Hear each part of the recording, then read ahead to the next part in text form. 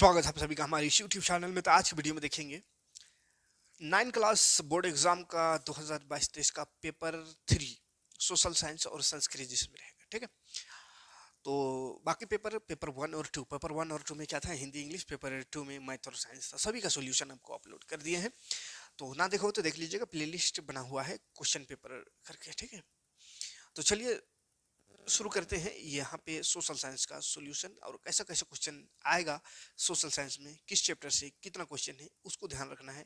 उसी तरह से आपको बोर्ड एग्जाम की तैयारी करनी है। ठीक है, तो चलिए शुरू करते हैं। नेपोलियन बोनापार्ट कौन था? तो ये जो नेपोलियन बोनापार्ट था वो फ्रांस का सम्राट था। चर्च में विशेष कार्यों को करने वाले व्यक्ति के समूह को पादरी वर्ग कहा जाता है। पादरी वर्ग। ठीक है, अगला क्वेश्चन है, किन शक्तियों को केंद्रीय शक्ति कहा जाता है? तो जर्मनी, ऑस्ट्रिया और तुर्की, ये तीनों का जो शक्ति है उसको मिला जुला के केंद्रीय शक्तियां कहा जाता है। समाजवादी विचारधारा के प्रवर्तक कौन था? तो समाजवादी विचारधारा सबसे पहले कौन? Karl Marx. किसी समुदाय को दूसरी समुदाय से अलग रखना क्या कहलाता है? तो घेटो कहलाता है, घेटो। अगला है, युद्ध के मोर्चे पर सैनिकों के छिपने के लिए खोदे गए गड्ढे को क्या कहते थे? खंदक कहते हैं ना, खंदक। 1 मील लंबी रेल लाइन बिछाने में कितनी स्लीपरों की आवश्यकता पड़ती है? तो 1760 से 2000 स्लीपर की आवश्यकता पड़ती है 1 मील लंबी रेल लाइन बिछाने में। बस्तर कहाँ है? तो बस्तर छत्तीसगढ़ में है। गढ़वाल और कुमाऊं पहाड़ियों के निचले हिस्से के आसपास सूखे और शुष्क जंगल का इलाका क्या कहलाता है? तो उसको भाबर कहते हैं, भाबर है ना। अगला क्वेश्चन है, जम्मू कश्मीर के चरवाहों को क्या कहते हैं? तो गुर्जर, है ना, गुर्जर बकरवाल कहते हैं, जनजाति है ना, बकरवाल जनजाति। उत्तरांचल, उत्तर प्रदेश, बिहार, पश्चिम बंगाल और सिक्किम की सीमाएं किस देश को छूती है? तो नेपाल को छूती है। ठीक है, अगला क्वेश्चन है, भारतीय भूभाग का कुल क्षेत्रफल लगभग कितना है? तो 32.8 वर्ग किलोमीटर है, 32.8 वर्ग किलोमीटर। अगला क्वेश्चन है, दो नदियों के बीच बने भूभाग को क्या कहते हैं? तो दोआब कहते हैं ना, दोआब। भूगोल का ही सब क्वेश्चन है। भारत के पूर्वी भाग में म्यांमार की सीमा का निर्धारण करने वाला पर्वतों का संयुक्त नाम क्या है? तो पूर्वांचल नाम है ना, जो म्यांमार की सीमा को निर्धारित करता है, पूर्वांचल। अगला क्वेश्चन है, नर्मदा नदी का उद्गम कहाँ से है? तो अमरकंटक से, अमरकंटक से नर्मदा नदी का उद्गम है। निम्नांकित में से कौन सा वृक्ष की शाखाओं के समान अपवाह प्रतिरूप प्रणाली को दर्शाता है? तो द्रुमाकृतिक। अगला है, भूमध्य सागर, भूमध्य सागर में उठने वाली चक्रवाती तूफान निम्नलिखित में से किस देश में पश्चिमी विक्षोभ से जाना जाता है? तो पश्चिमी विक्षोभ से जाना जाता है भारत, पाकिस्तान, अफगानिस्तान, तीनों देश में है ना, तो इनमें सभी हो जाएगा। नीचे दिए गए कथनों में किस स्थान पर विश्व के सबसे अधिक वर्षा होती है? तो मानसून राम है ना, सबसे ज्यादा वर्षा होती है पूरी दुनिया में, जो कि मेघालय में है। अगला है, ब्रह्मपुत्र नदी को तिब्बत में क्या कहते हैं? तो सांगपो कहते हैं, सांगपो तिब्बत में उसको कहते हैं, ब्रह्मपुत्र को। निम्नांकित में से कौन सा आयु वर्ग एक वयस्क को दर्शाता है? तो 15 से 59 है ना, 15 से 59 को वयस्क कहते हैं। अगला, सागर का वह रूप जिसमें देश पर लोगों के लिए लोगों द्वारा शासन होता है, सरकार का, सरकार है ना, तो उसको क्या कहते हैं? तो सरकार का वर्ग जिसमें देश पर लोगों के लिए लोगों द्वारा शासन होता है, क्या कहलाता है? ये तो प्रजातंत्र कहलाता है। ठीक है, प्रजातंत्र यानी लोकतंत्र भी इसको कह सकते हैं। अगला क्वेश्चन, किस देश से आंग सांग सू की संबंध है? तो म्यांमार से है, जिसका तख्ता पलट हो गया है। लोकतांत्रिक संविधान में इनमें से कौन सा प्रावधान नहीं रहता? तो शासन प्रमुख का नाम नहीं रहता लोकतंत्र। संविधान सभा की पहली बैठक कब हुई थी? तो दिसंबर 1946 में, 1946। प्रत्येक संसदीय क्षेत्र से चुने गए प्रतिनिधि क्या कहलाते? तो लोकसभा सदस्य कहलाता है ना, लोकसभा का सदस्य। अगला क्वेश्चन 26 नंबर, निम्नलिखित राजनीतिक संस्थाओं में से कौन सी संस्था देश के मौजूदा कानून में संशोधन कर सकती है? तो सांसद कर सकती है ना, संसद। अगला है, कौन सी संस्था नागरिक और सरकार के झगड़े का निपटान करती है? तो सर्वोच्च न्यायालय। अगला है, भारत में प्रत्येक मतदाता को कितने मत डालने का अधिकार है? तो एक है ना, एक वोट डालने का अधिकार है। मानव अधिकार आयोग किस वर्ष लागू किया? तो 1993 में मानव अधिकार आयोग लागू हुआ।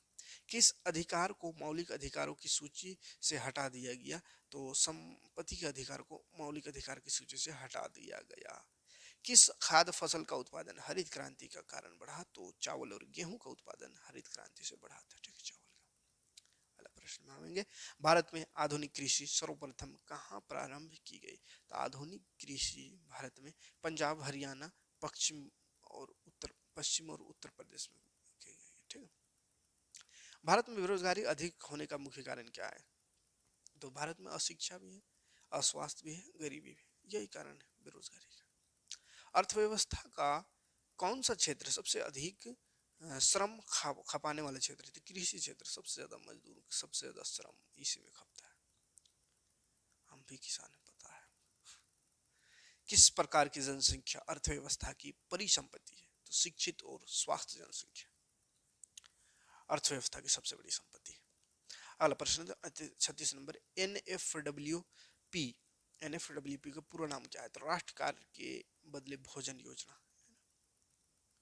अगला क्वेश्चन है बफर स्टॉक क्या है? तो इसमें सरकार द्वारा अधिप्राप्त अनाज का भंडार करा जाता है ना, उसको बफर स्टॉक कहते हैं। अगला है सामाजिक वैज्ञानिक की दृष्टि से निर्धन कौन है, गरीब कौन है? तो जो अशिक्षित, जो पढ़ा लिखा नहीं है, इसलिए बबुआ कहते हैं बार बार पढ़ बढ़िया से, है ना। जो पढ़ा लिखा है वो सबसे बड़का गरीब माना जा रहा है। हम सोच रहे थे हाँ मैं गरीब, तो हम नहीं। भारत में राशन प्रणाली कब शुरू हुआ? तो 1940 के दशक में आए, 1940 के दशक में राशन प्रणाली। स्वर्ण जयंती ग्राम स्वराज योजना कब आरंभ हुआ? तो 1999 में, 99। अगला क्वेश्चन खत्म, 40 क्वेश्चन, हाँ 40 क्वेश्चन हो गया खत्म। अगला अब शब्द संस्कृत में आते हैं। संस्कृत का फटाफट आंसर बताते हैं, है ना। कहा कि संस्कृत उतना पढ़ना भी नहीं आता, बस आंसर बता दे रहे। ठीक है, पहला का आंसर हो जाएगा फ्लुतप का निकले सरोवर का है, तीसरा ऑप्शन सही है। ठीक है, दूसरा का देखो पहला ऑप्शन सही है, तीसरा का पहला ऑप्शन सही है, चौथा का जो है वो चौथा ऑप्शन सही है, चौथा का चौथा ऑप्शन, पांचवा का दूसरा ऑप्शन सही है, दूसरा लगा लीजिएगा। ठीक है अपना, और छठा का चौथा ऑप्शन सही है, सातवां का कौन है, दूसरा सही है, आठवां का पहला सही है, नौवां का तीसरा, और 10वां का चौथा सही है। ठीक है, फिर ये व्याकरण है ना, यह व्याकरण से क्वेश्चन 11 नंबर का दूसरा सही है, 12 नंबर का तीसरा सही है, 13 नंबर का पहला सही है, पहला है ना ये पहला, 14 का दूसरा, और 15 का चौथा, 15 का चौथा तृतीया, 16 का तीसरा नंबर, 17 का चौथा नंबर, 18 का चौथा नंबर लूट लिरिट, और 19 का दूसरा नंबर, 20 का पहला नंबर। देख लीजिए, है ना। 21 का दूसरा है, 22 का तीसरा है, 23 का पहला है, 24 का देखो दूसरा है, 25 का चौथा, 26 का पहला, 27 का दूसरा, 28 का 29 का दूसरा, 30 का पहला, 31 का दूसरा, 32 का तीसरा, 33 का पहला, 34 का दूसरा, 36 का दूसरा, 37 का तीसरा, 38 का पहला, 39 का 39 का तीन। ठीक है, तो ये रहा सोशल साइंस और संस्कृत का सॉल्यूशन। उम्मीद है वीडियो कुछ काम का जरूर लगा होगा।